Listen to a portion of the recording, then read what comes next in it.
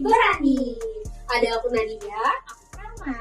Kali ini kita akan membahas podcast yang menarik, yaitu tentang pinjaman online atau pinjol. Tapi Vel, kali ini kita nggak cuma berdua nih. Wah, kedatangan kamu nih kayaknya. Betul banget, kita akan bahas topik menarik tentang pinjaman online ini bersama dua kakak cantik. Jadi kita berempat. Betul. Langsung aja kali ya Kak, kita panggil. Kita panggilkan Kak Sofi dan Kak Agus.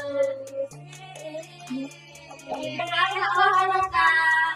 Apa kabar Kak? Kak Sofi dan Kak Agus. Kabar baik nih ya.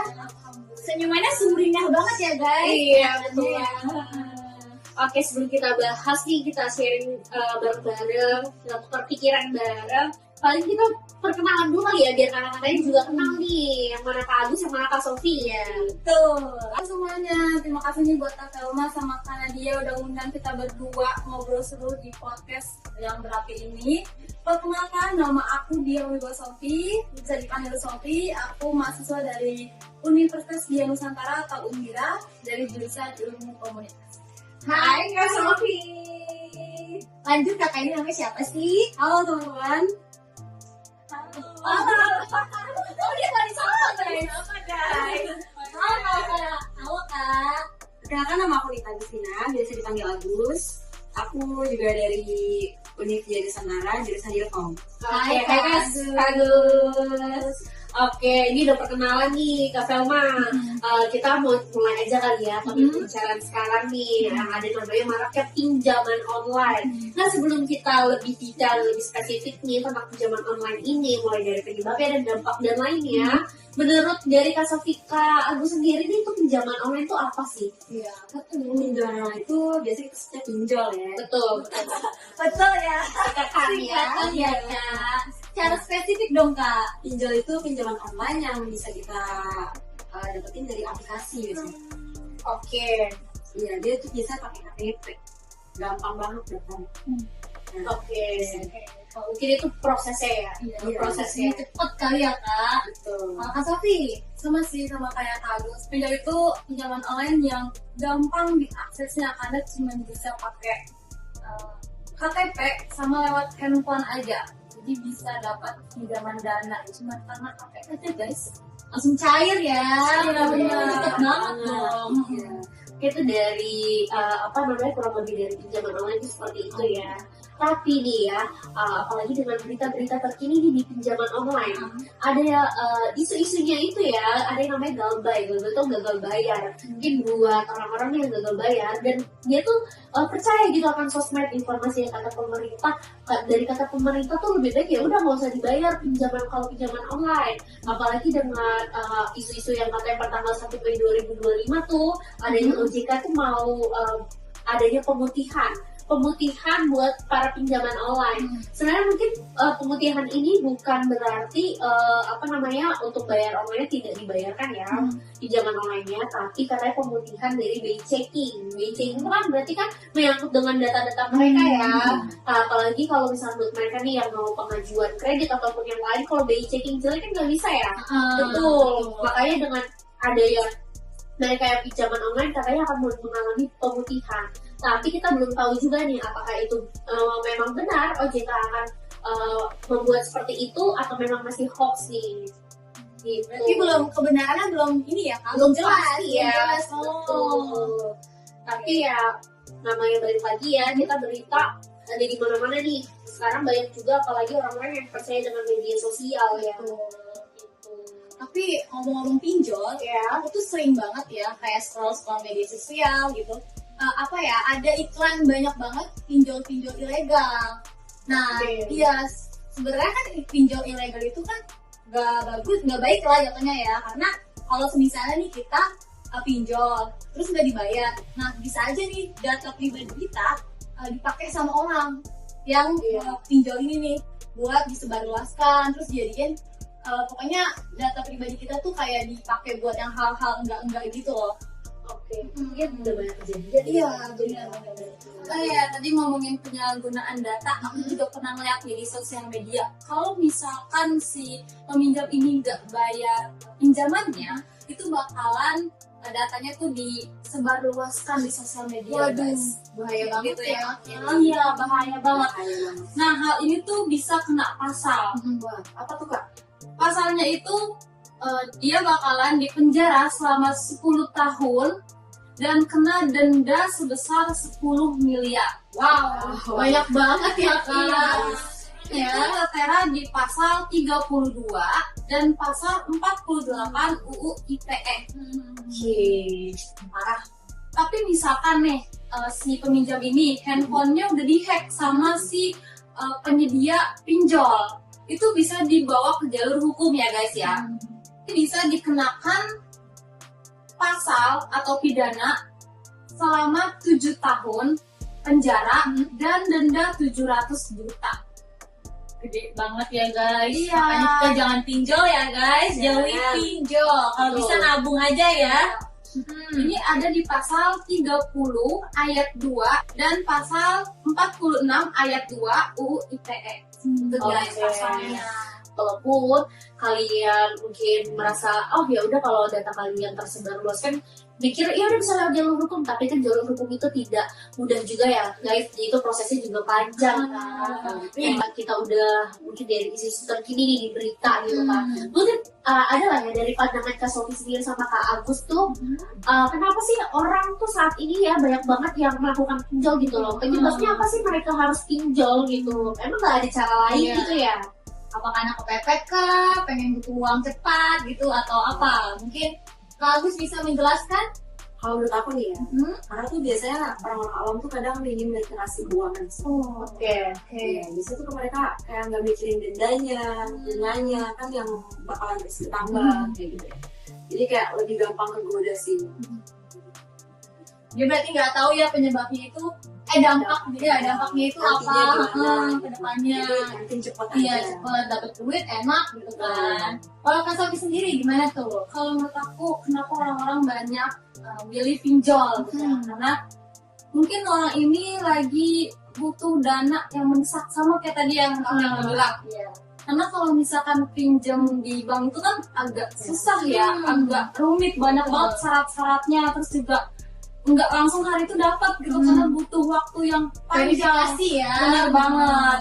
Terus juga harus ada jaminan karena kalau misalkan pinjol ini cuman pakai KTP, foto, sama pakai nomor handphone aja. Apalagi ada tuh aplikasi-aplikasi yang aku lihat ya, iklannya kayak misalkan nomor handphone kamu udah berapa tahun, yang kayak gitu. Iya, betul. Cuman orang-orang juga pasti tergiur kan, oh ya ini cuman modal nomor HP, bisa lah minjem cepat, terus juga jaminan juga nggak butuh kayak gitu kan. Jadi banyak orang-orang yang mungkin gara-gara itu juga Tertarik ya buat ya, pinjol. bener. Ada ya sampai kayak gitu ya. Iya, Iya. Apalagi mungkin yang terkait dari Kak Sofi nih benar banget sih. Karena kan mungkin kalau lewat dari bank itu kan agak susah ya.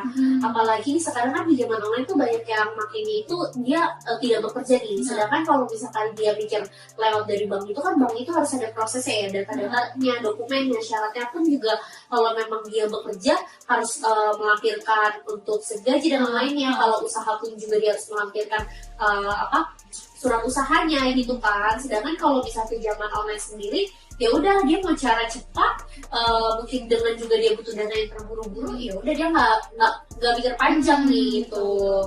Ya sih benar-benar. Nah, kita kan udah tahu nih ya Kak, penyebab dari pinjol itu apa. Aku sekarang pengen tanya ke kalian berdua, dampak dari pinjol itu apa sih Kak? Dampaknya itu dampaknya bisa parah banget sih. Oh, parah banget. Iya. Sebenarnya banyak nih kan. Yang paling aku pernah temuin gitu kan, itu dampaknya tuh bisa bikin stres karena kayak gak kebayar gitu kan, numpuk jadi stres, depresi, benar banget. Dan paling parah tuh bisa Wah, parah banget Kak itu mah. Yang mental berarti. Iya, kepikiran terus kali ya.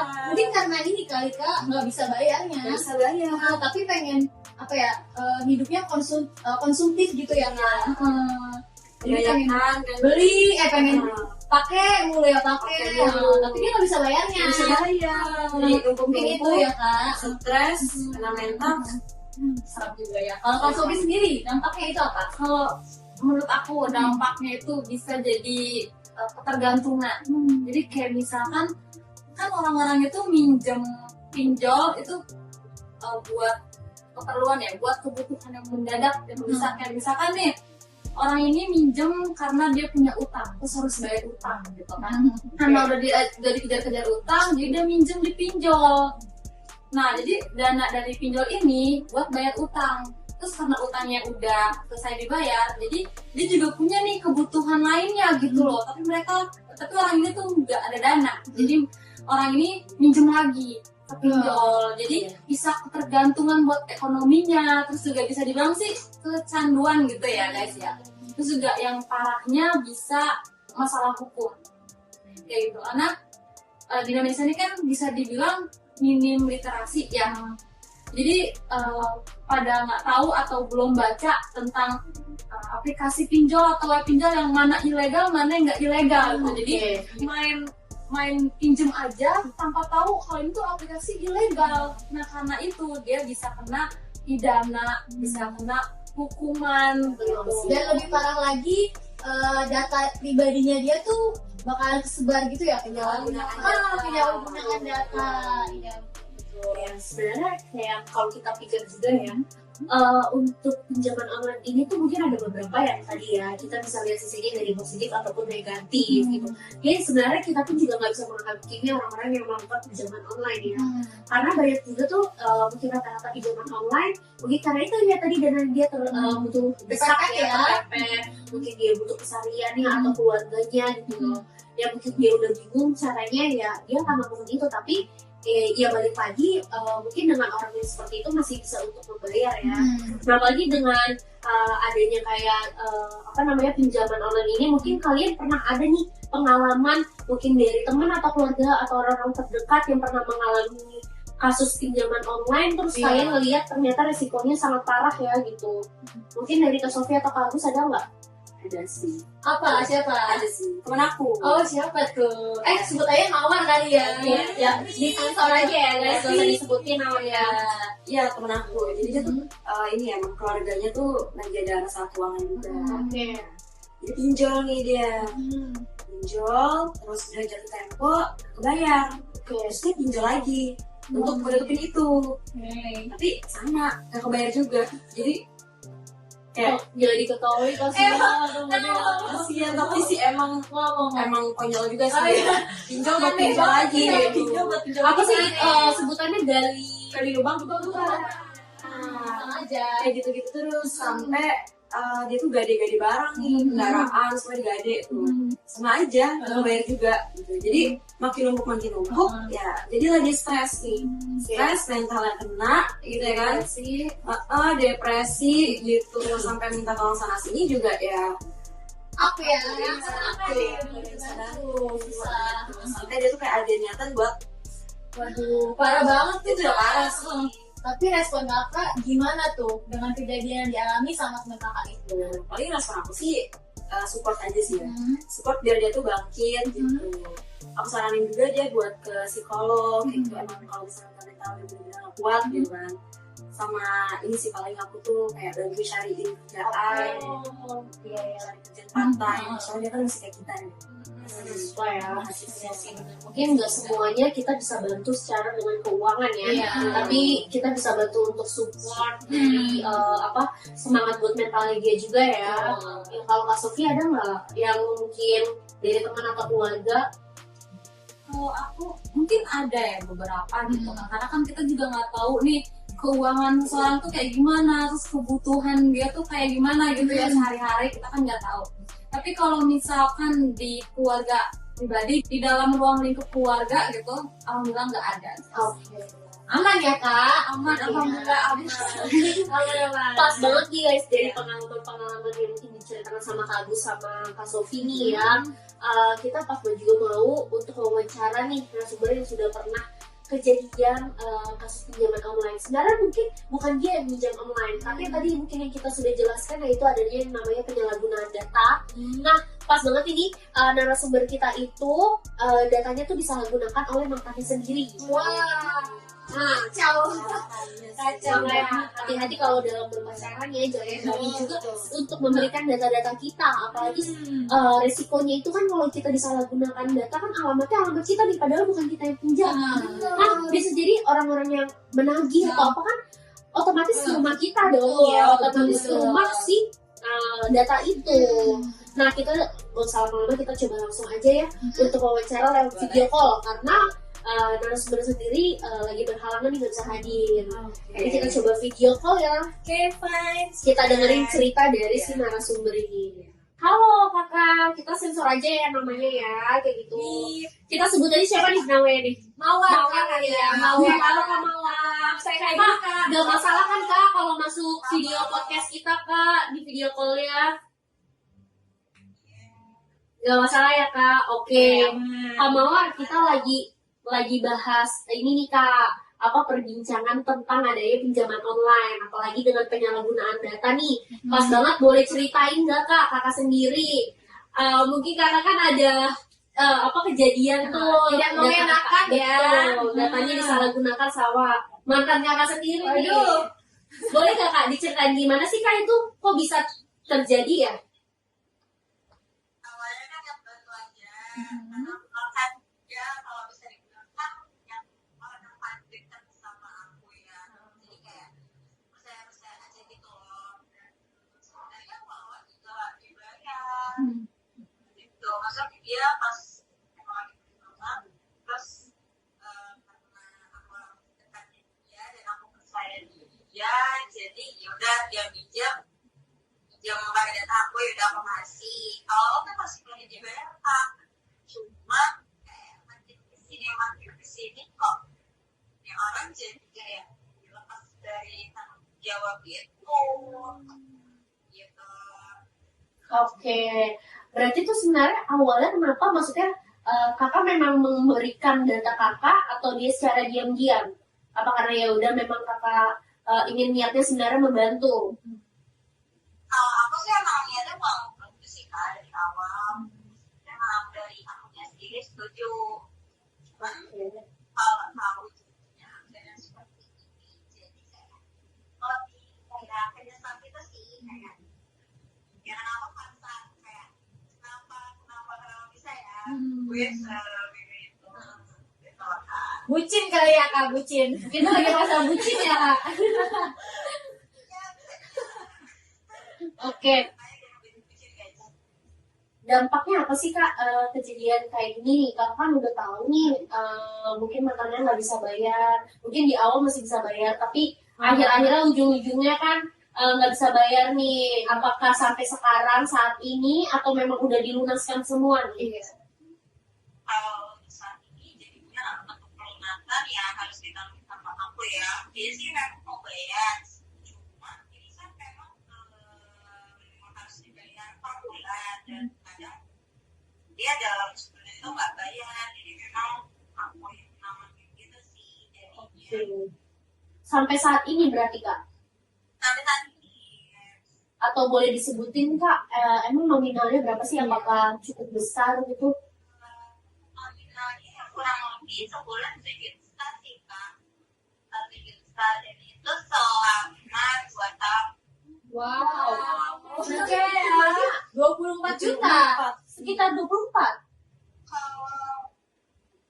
Kalau waktu itu sih aku memang udah punya, aku punya kebetulan dia juga itu dan aku ada liatin, jadi nggak perlu kayak cari gitu sih Kak. Ini memang udah ada penampilan, udah kayak verifikasi, terus ada linknya, jadi akhirnya memang saya gitu. Terus nggak tahu ya sistem pinjol yang sekarang itu harus ada verifikasi lagi atau gimana, cuma pada saat itu sih karena memang aku soal kredit aku juga bagus dan bisa langsung dicairin gitu. Oke, berarti bisa hampir sekitar 30 juta ya Kak? Dan itu dampaknya bisa ke kakak sendiri ya, data-data kakak ya? Karena kan itu masuk BI checking juga kan ya Kak? Ya, Oke, bukan kakak yang menggunakan, tapi jadinya kakak yang terlibat ini ya? ya gimana ya, namanya juga kebanyakan tahu. Oke, ngobrol sama ya guys. Jarang sih. Iya. Tapi kakak selama ini saat kakak dalam proses pembayaran itu apakah ada yang memakai data kakak lagi atau mungkin dari orang terkait si penagih ini ataukah ada yang datang atau gimana tuh? Iya. Kalau untuk ditanya lagi ya, Oke, alhamdulillah aku sudah sadar. oke. Cuma kalau misalnya ada yang datang, aku kadang-kadang suka dan memang pada saat itu aku udah clear sih. Aku udah jelasin yang ini itu bukan aku, dan waktu itu juga anaknya itu langsung bayar gitu walaupun nggak yang apa full bayar semua, dia bisa bayar di satu cicilan. Oke, mungkin ada nggak pesan buat kakak nih terkait pinjaman online, apalagi buat orang-orang yang pacaran nih, kalau dari pengalaman kakak? Masukan kali ya. Kalian ini pesan buat untuk semua Semua. Buat yang nonton Iya. podcast kita nih kak. Buat orang yang nonton podcast kita ini. pesan buat kalian nonton podcast ini, semoga kalian gak ngalamin apa yang kayak aku alamin. Kalian boleh bikin sama orang, kalian boleh orang, tapi please sayangi diri kalian sendiri, diri kita sendiri, karena kita nggak ada yang tahu walaupun dia itu dekat banget sama kita percaya banget sama dia, kita nggak ada yang tahu depannya dia akan terus sama dan apa namanya, dan ya itu akan terus baik sama kita walaupun itu orang terdekat kita. Itu kalau kita ya, apalagi terkait data-data pribadi, kalau kita ya kita tidak pakai gitu, kalau dia pakai kalau udah di kita jadi sama kamu. Oke. Kita jangan percaya orang lain ya guys, selain diri kita sendiri. Oke, terkait dari kejadian pinjaman online ini, apa sih menurut kakak pribadi itu saran dari pemerintah, dari regulasi pemerintah terkait pinjaman online yang kakak ketahui? Dari Kak Sofi sendiri, apa tuh Kak? Ya, aku sarannya buat pemerintah bisa lebih tegas bikin hukuman atau bikin pidana buat yang pembuat aplikasi pinjaman online ini yang ilegal, terutamanya bisa lebih ketat. Terus juga bisa kerjasama nih sama Google Play Store atau pihak-pihak tertentu buat ngapusin pinjol-pinjol apalagi yang ilegal kayak gitu sarannya. Mungkin lebih ke sarannya itu juga untuk memperkuat regulasi pemerintah ini dengan cara memblokir akses aplikasi ya. Benar. Betul. Secara yang ilegal secara cepat ya. Jadi lebih baik mencoba untuk memblokir ya. Betul. Aku makan banyak korban Kak. Iya. Oke. Apalagi dengan yang kalau kakak sendiri gimana sih kalau misalkan regulasi pemerintah tuh dapat mengatur bunga dan biaya layanan pinjol supaya tidak merugikan masyarakat. Kalau menurut aku ya, pemerintah tuh harus membatasi jumlah suku bunga sih. Oke. Kayak biaya tambahan gitu ya di pinjaman online ya. Biar nggak semakin banyak. Mungkin lebih mengikuti peraturan OJK ya. Betul. Oke, terus kalau kakak sendiri untuk perlindungan konsumen nih yang bisa memperkuat melalui regulasi pemerintah tuh gimana sih bentuknya? Kalau buat perlindungan konsumen, pemerintah harus mewajibkan si pembuat pinjol ini bikin layanan aduan selama 24 jam. Fungsinya buat apa tuh Kak? Jadi kalau misalkan ada yang peminjam ini butuh jawaban gitu ya, karena dia kan bisa aja mengalami sesuatu yang nggak enak gitu kan, dia bisa ngubungin ke CS-nya selama 24 jam, terus juga ke aplikasi yang mudah diakses kayak WhatsApp atau fitur di pinjaman online-nya tuh guys. Oke, mungkin sebagai saya yang moderator yang saya melihat juga nih pentingnya membangun edukasi ya publik tuh lewat di media sosial gitu loh. Jadi mungkin kan karena banyak masyarakat itu yang tergoda sama pinjol ya, dan mereka tuh tidak paham sama resikonya. Jadi ya lebih baik kita coba buat ngadain yang namanya edukasi lewat publik, lewat media sosial, sehingga orang-orang juga bisa melihatnya secara langsung lewat dari media sosial gitu, karena kan apa sekarang lewat media sosial kan gitu, jadi lebih baik kalian buat media sosial itu pakai buat edukasi gitu. Kalau dari saya sendiri itu paling pendampingan emosional buat korbannya gitu loh kan. Secara kalau misalnya kita jadi korban, mental kita kena dong. Betul. Nah mungkin pemerintah juga harus menyediakan layanan konseling, ya kan, buat si korban ini biar gak semakin terpuruk gitu loh. Karena bahaya banget kan kalau terpuruk lama-lama bisa tahu kan Betul. gini. Jadi ya pergunakan ya dengan sebijak-bijaknya. Media sosial Betul. digunakan dengan sebijak-bijaknya. Kalau memang butuh dana yang lebih baik coba lagi pikir lagi dengan cara apa nih yang biar tidak resikonya tidak terlalu tinggi gitu, resikonya nggak ya kalian harus juga mikir panjang lah gitu. Literasi lah ya, Benar, literasi. iya. Betul. Oke, sekian nih dari podcast kita. Terima kasih ya sudah menemani bincang topik kita hari ini. Seru gak guys? Seru banget. Terima kasih. Terima kasih. Semoga kita bisa memberikan inspirasi dan semangat juga nih buat teman-teman di luar sana, apalagi yang mungkin yang sekarang lagi bingung nih terkait pinjaman online gitu. Atau yang lagi bingung juga kan kayak minjem gak ya gitu. Mungkin Iya, betul. dengan ini langsung kayak sadar gitu loh akan bahayanya tuh pinjol kayak gimana sih gitu. Oke guys, jangan lupa ya guys juga follow dan like dan share biar semakin banyak nih yang ikut terbakar semangatnya. Semangatnya terbakar nih sama podcast ini. Oke guys, sampai jumpa di episode berikutnya. Tetap api-api Dan jangan pernah padam. Bye bye.